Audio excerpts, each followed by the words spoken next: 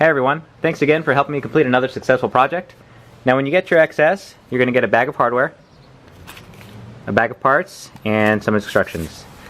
Now let's go through these instructions so we can put this thing together.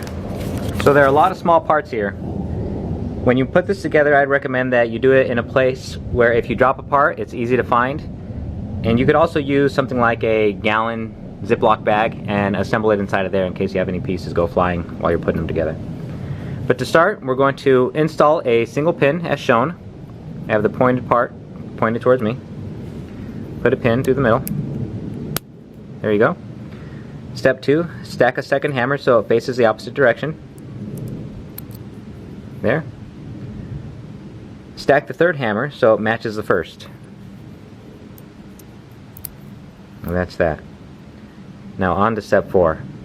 Now these clips have two sides to them. One side is the side that was facing away from the stamp when it was created on the machine. The other one has just a little bit of a rounded edge, and we want that rounded edge facing us.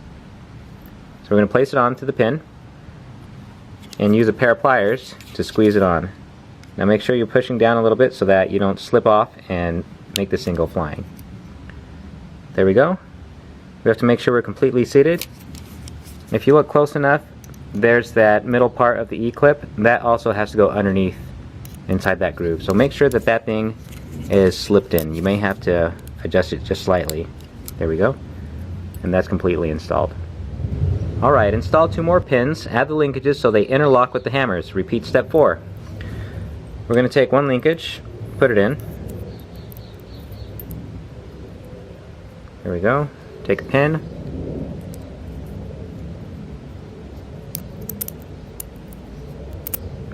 There. Get my E-clip. Start it off in the grooves. Squeeze it in with my pliers.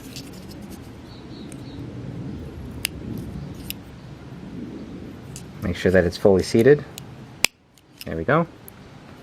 And I'm going to do the same thing on the other side. Sandwich, sandwich.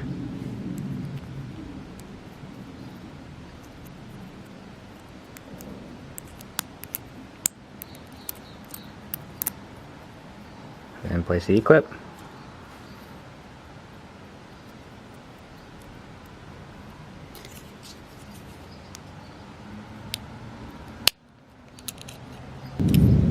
Open the small split ring with a small flathead screwdriver. Now just be careful that you don't poke yourself when you're doing this.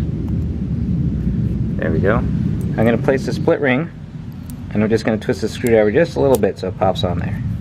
There we go. That's how that looks.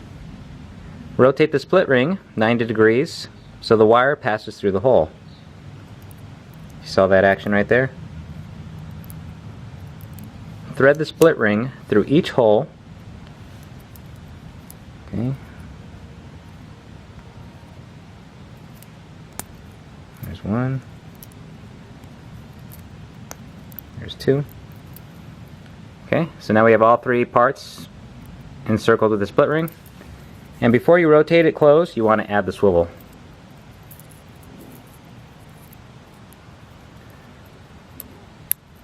There we go. Now if you didn't add the swivel, you can always use a screwdriver again to open it up and help put the swivel on there. Install the conical spring by threading it into the small split ring. So here's what we're going to do here. We have to go in and out of this small split ring. So to start, I'm going to hook in. There we go, I've hooked in. I'm going to rotate it twice. Once, twice. And now I want to go outside with the next rotation. So I'm going to pull that open. There we go, now I'm outside the ring. And from here I'm just going to keep rotating it on. Just like a screw.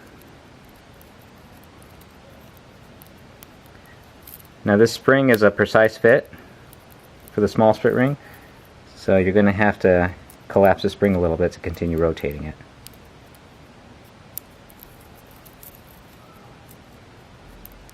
There we go. We're completely on. Now we're going to install the big split ring. And there you have it. If you ordered a crosspiece, simply collapse the spring, open this up, and place it in.